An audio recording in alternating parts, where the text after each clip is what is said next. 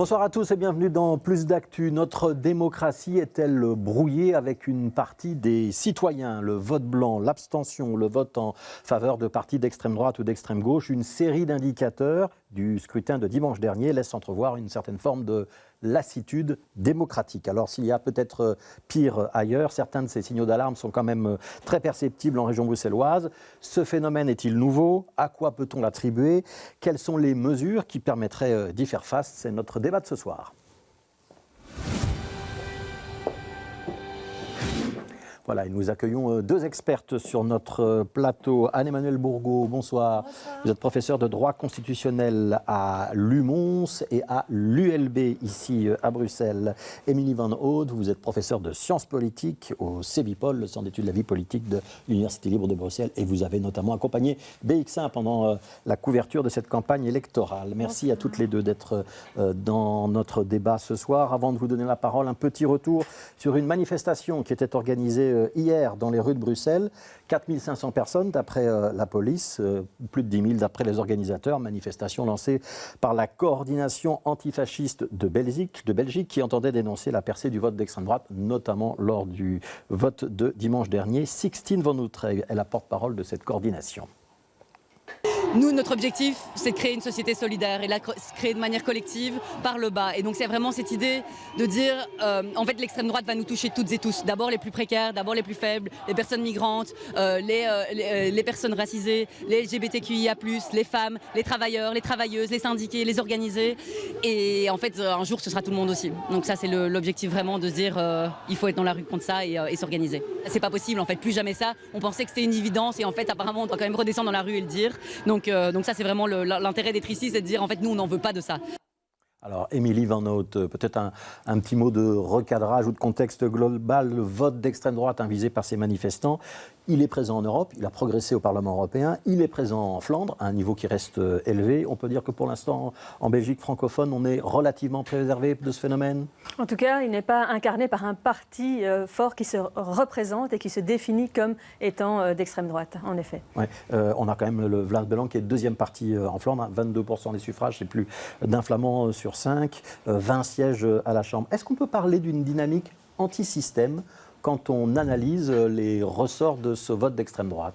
Oui, alors il y a deux composantes à ce vote d'extrême droite. Il y a vraiment une composante protestataire, c'est-à-dire de citoyens qui sont insatisfaits, qui manquent de confiance dans le système, qui sont aussi en colère. Mais il y a aussi une composante idéologique, bien sûr, puisqu'il y a vraiment les questions migratoires qui sont aussi un des ressorts importants de la compréhension de ce vote. Ouais, quand l'extrême droite fait un très gros score, on peut l'observer par exemple en France, lors de ces élections européennes de dimanche dernier, les Français votaient pour le niveau européen seulement. On peut estimer que c'est l'addition de ces deux facteurs, ceux qui sont d'accord avec le programme, notamment sur l'immigration, la sécurité, et puis un vote de rejet, un vote de protestation qui s'additionne?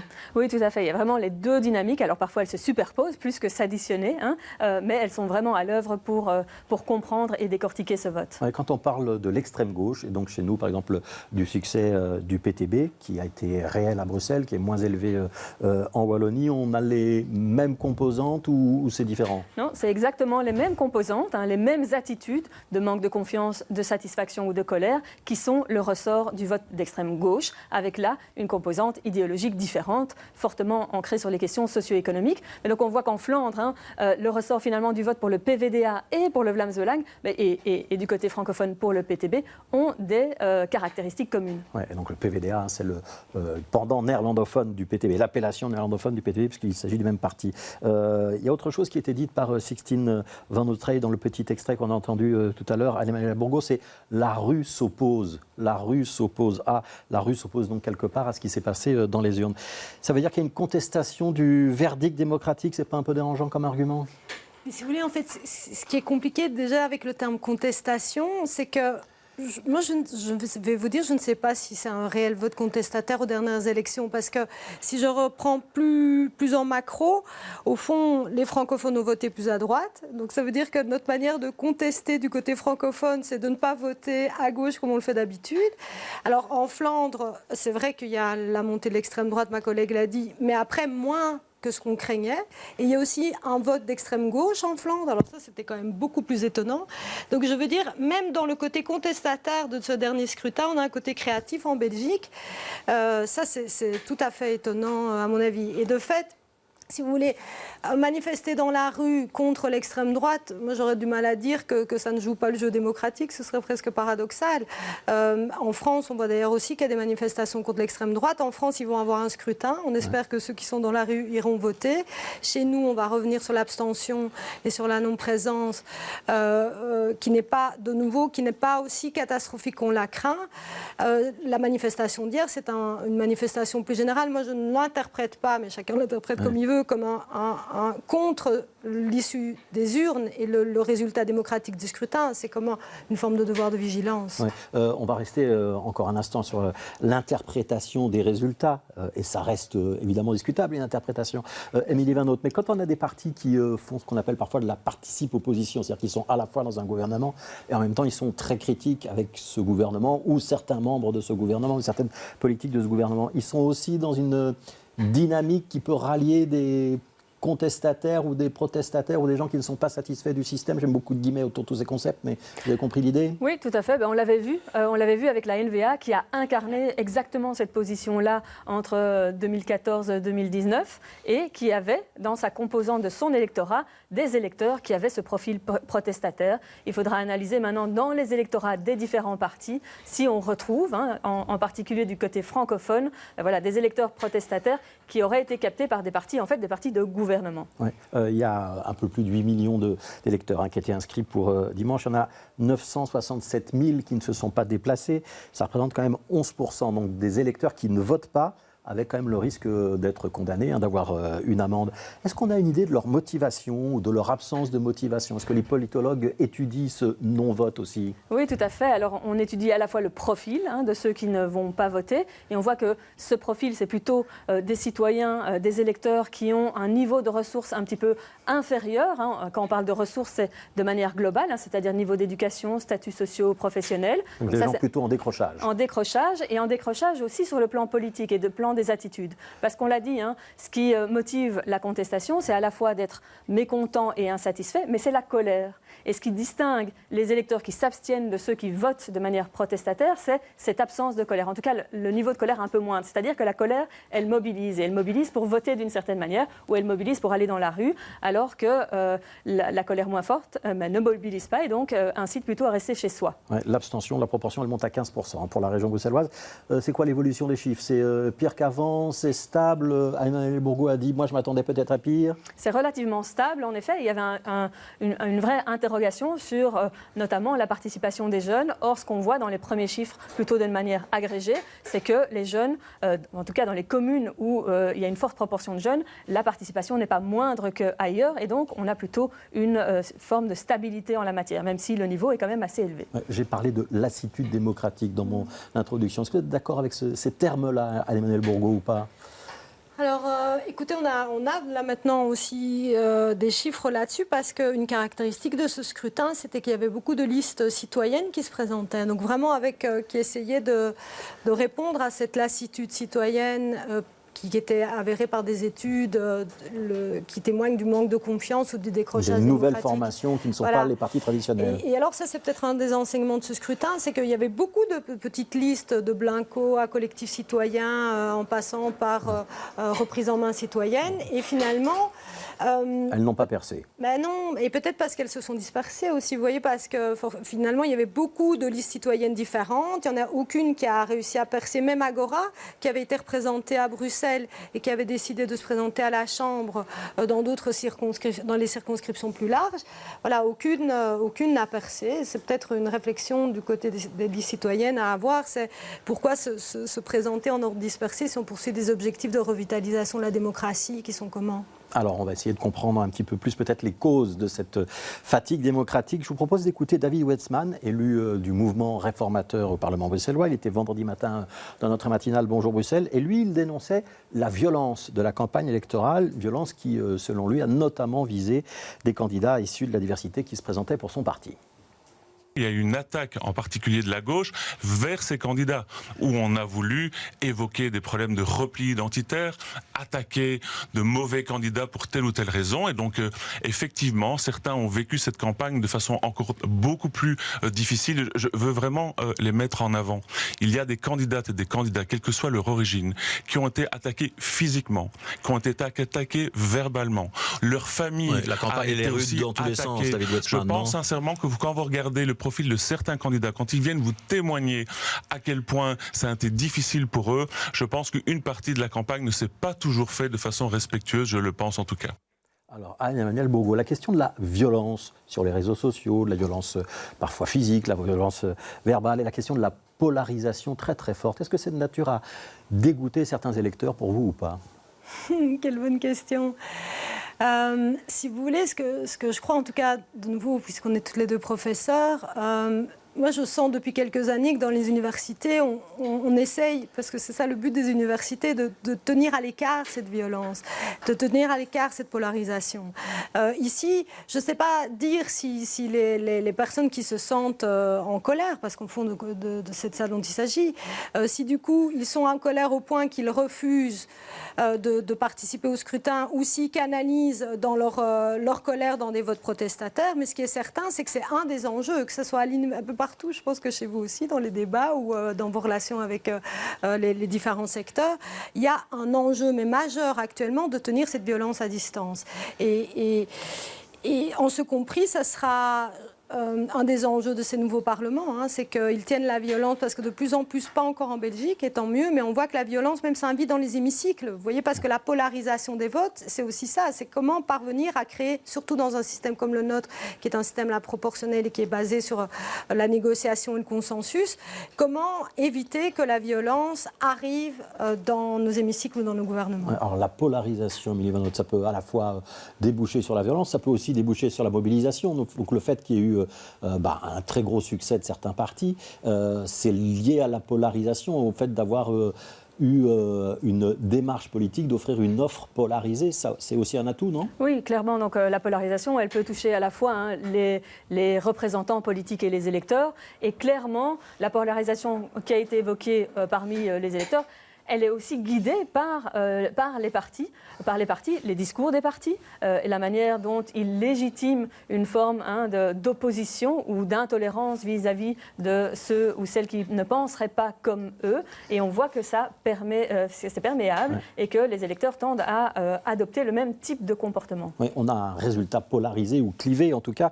Ça permet finalement aussi, notamment en Wallonie, d'avoir cette fois-ci une majorité très claire. On ne va pas être obligé de passer par un système mi-chèvre, mi-chou, avec un système de coalition qui est parfois considéré comme un système un petit peu de compromission. C'est peut-être un avantage pour la démocratie ou pas? Oui, ça c'est un des éléments qui peut aider, c'est l'alternance qui permet à la fin d'une législature, et c'est ce qu'on a très peu vu, c'est d'arriver avec des partis et des gouvernements qui défendent un bilan, si on veut, et qui se représentent devant les électeurs en disant « Regardez ce qu'on a fait, voilà ce qu'on avait dit qu'on allait faire, voilà ce qu'on a fait », et que ça fasse partie du débat finalement électoral. Et ça c'est le paradoxe, hein. C'est comme ça que fonctionnait le système politique français. Finalement, il y a un basculement, ça va fonctionner comme ça chez nous, c'est moins évident chez les Français.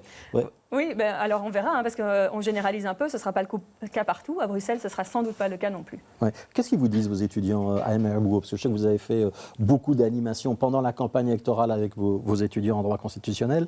Ils sont à l'aise avec le système belge, avec sa polarisation nouvelle, ou c'est quelque chose de neuf qui les déroute? Je pense qu'en fait les étudiants sont un peu comme nous, je vais vous dire. C'est à la fois étonné, parce que ça, il faut quand même dire que c'est un des enseignements du scrutin. Je pense que personne n'avait prévu un tel chamboulement du côté francophone. Et donc c'est avec un mélange, si vous voulez, le changement. Ce qui revient de chez eux, et moi je partage cet avis, c'est qu'il fallait que quelque chose change. Vous parliez de lassitude démocratique du côté francophone, très certainement. Il fallait que quelque chose change. Et je reviens d'ailleurs sur la polarisation. Si vous voulez, ce qui est compliqué, c'est que quand les partis politiques ont le même discours, on les critique en disant c'est toujours les mêmes. Et ça revient beaucoup. Madame, je ne comprends pas la différence entre les partis. Et donc dans cette campagne, c'est vrai qu'il y a eu une polarisation, mais ça permet aussi de distinguer. Donc vous voyez, moi je pense qu'il faut toujours veiller à ne pas reprocher le tout et son contraire. Quand les partis politiques se ressemblent, on dit ça va pas, c'est les mêmes. Et puis quand ils accentuent les différences, on dit ça va pas parce qu'ils polarisent. Et à la fois,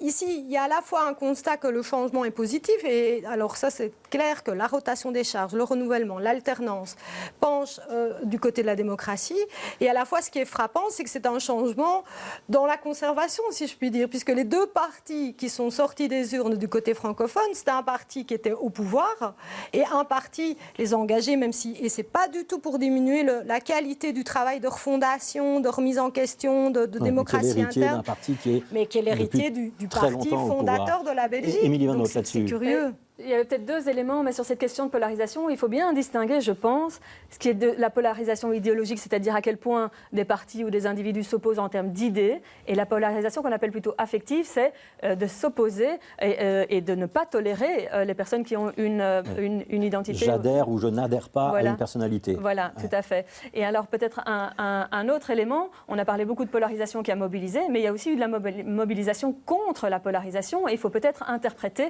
une partie du score des engagés de cette manière-là. Oui. Alors on va s'intéresser à la notion de citoyenneté, si vous voulez bien, pour la troisième partie de notre débat. On rappelle que pour les élections fédérales et régionales, seuls les citoyens belges de plus de 18 ans ont le droit de vote. Ça veut dire qu'en région bruxelloise, il y a à peu près 350 000 ressortissants non belges qui n'ont pas pu voter. Alors, ce n'est pas un problème neuf. On va écouter ce qu'en disait Bryn Watkins, coordinateur de l'opération Bruxelles Voices. Il avait remis un manifeste à la région bruxelloise il y a déjà plus de 2 ans. C'était en mai 2022. C'est un déficit démocratique pour les Bruxellois internationaux qui habitent ici, qui travaillent ici. La grande majorité paie les impôts normaux, qu'on suit un chemin de vie, mais qui n'ont pas le droit sur les politiques régionales qui affectent leur vie, nos vies quotidiennes. Mais c'est aussi un problème pour Bruxelles, la région. C'est un écart démocratique avec la population de la ville. Donc on peut s'y demander, est-ce qu'il devrait falloir être national belge pour être citoyen de Bruxelles Ça veut dire la commune, on peut déjà voter. Ouais, on peut voter à la commune. On pourrait voter aux élections régionales sans demander la nationalité belge, c'est ça l'idée ? Ça, c'est l'idée qui est proposée. En fait, c'est l'une des 22 propositions dans le manifeste. Et nous étions au Parlement bruxellois la semaine dernière. Et c'est clair, en fait, que dans le monde politique bruxellois, il y a beaucoup de soutien pour cette idée. En fait, c'est un blocage au fédéral. Un blocage au fédéral, dit Bryn Watkins. Émilie Van Hout, est-ce que cette question de la superficie électorale de ceux qui ont le droit de vote, de ceux qui ne l'ont pas à Bruxelles, c'est un problème ? Clairement, ça pose une question de légitimité après des gouvernements, puisque si on additionne ceux qui n'ont pas souhaité exprimer de vote et ceux qui n'ont pas le droit de vote, eh bien, on est à peu près à 500 000 Bruxellois en âge de voter. Donc à peu près la moitié de la région bruxelloise. Ça veut dire aussi que le gouvernement, et peu importe les partis qui le composent, ne représentera qu'un quart de cette population. Ouais, alors je vais me retourner vers Anne-Emmanuelle Bourgault. On a souvent parlé avec vous dans cette émission de démocratie participative. Est-ce que dans notre fatigue électorale, il y a un petit peu de ça aussi, le fait qu'on vote une fois tous les 5 ans et puis après c'est terminé, il faut changer ça ? Certainement, il faut changer le modèle et certainement avec les jeunes, je vais vous dire, parce que le temps est vraiment très différent et le temps politique est encore un temps très 19e siècle. 5 ans, c'est très long, 5 ans ou 6 ans, parce que commune et province, c'est 6 ans. C'est une vie, en fait, pour les jeunes. Donc, il faut absolument, de fait, permettre aux jeunes, à tout le monde, mais certainement aux jeunes, d'exercer leur citoyenneté de manière plus régulière. Parce que sinon, c'est un peu, si vous voulez, j'ai l'impression qu'on sort le parka et le chapeau de la mamie tous les 5 ou 6 ans qu'on dépoussière et puis on la remet au placard, alors qu'il y a là une énergie, une vivacité pour exercer sa citoyenneté de manière beaucoup plus active, beaucoup plus régulière chez les jeunes. Ouais, il y a eu une expérience cette fois-ci au Parlement européen. Les jeunes entre 16 et 18 ans avaient le droit de voter. On sait s'ils ont exercé ce droit, Émilie Van Hout, ou pas ? Pour le moment, sur base des données agrégées, il semblerait qu'il l'ait effectivement fait. Et il faudra analyser un petit peu plus en profondeur avec notamment des enquêtes électorales, post-électorales. C'est à peu près 300 000 jeunes, un peu moins de 300 000 jeunes qui s'étaient inscrits sur les listes électorales. Vos étudiants, ils sont demandeurs de participer à la vie démocratique aux élections. Par exemple, abaisser l'âge du droit de vote à 16 ans, ça vous semble une bonne mesure ? Alors, certainement, c'était une bonne mesure. Au départ, je dois vous dire, c'était le fait qu'on dissocie, en fait, notamment les niveaux de pouvoir. Pourquoi l'Europe et pas les autres ? En plus, la saga qui a eu lieu en Belgique, on donne pas, c'est obligatoire, pas obligatoire, c'était vraiment de nature, alors là, à brouiller les cartes. Mais je trouve, notamment parce que j'étais présidente du bureau de vote, franchement, je crois que c'est une très bonne idée. Et plus généralement, je pense vraiment que si l'on veut que les jeunes adhèrent au système, on doit trouver des moyens qu'ils exercent leur citoyenneté de manière plus intense, en fait, parce que pour eux, c'est difficile de comprendre l'acte du vote dont on a, au fond, nous, les vieilles générations, un peu nié la complexité. Cet acte qui consiste à dire « je donne ma voix pour 5 ou 6 ans », c'est extrêmement compliqué à comprendre pour eux. Alors, il nous reste 2 minutes. Je voudrais que vous me proposiez l'une et l'autre une mesure qui pourrait permettre de réconcilier les citoyens avec la démocratie représentative que nous exerçons ici en Belgique. On commence avec Émilie Van Noot. Qu'est-ce qui vous semble le plus important à réformer ? Je ne pense pas que ce soit nécessairement une solution institutionnelle. Pour moi, il y a une vraie responsabilité des acteurs politiques ma recommandation, ce serait vraiment de aussi retourner sur le terrain.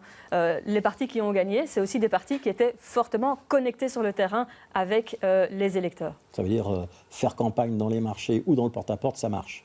Oui, mais pas 2 semaines ou 3 semaines avant le scrutin tous les 5 ans, c'est d'être aussi présent de manière quotidienne. Anne-Emmanuelle Bourgault, une suggestion ? Moi, je pense qu'en matière de réforme de l'État ou en matière constitutionnelle, on devrait associer les citoyens. Et ça, sur le modèle irlandais. Donc, à la fois, et on a de plus en plus d'outils, notamment au fédéral, mais ils ne sont pas du tout utilisés pour faire des panels citoyens. Et sur les choix qui, je suis désolée, mais qui arrivent, là, les choix sur la structure de l'État, les choix en matière constitutionnelle, les choix en matière de réforme de l'État, il faut associer les citoyens en amont, et puis, via des panels citoyens tirés au sort, et les associer en aval via le référendum. Je suis absolument persuadée que c'est ça qui va permettre qu'on avance dans la Belgique de demain, c'est demander leur avis aux gens. Ouais, pour ça, il faut une réforme peut-être institutionnelle. Émilie Van Noot, il y en aurait une réforme institutionnelle dans les 5 ans qui viennent où il n'y a pas la majorité pour ? Pour le moment, ce dont on parle, c'est un gouvernement fédéral qui n'aurait pas cette majorité-là. On va voir si on reste sur ce modèle ou si on l'élargit. Donc on devra continuer à faire avec le système qui existe aujourd'hui. A priori, mais ça reste à voir.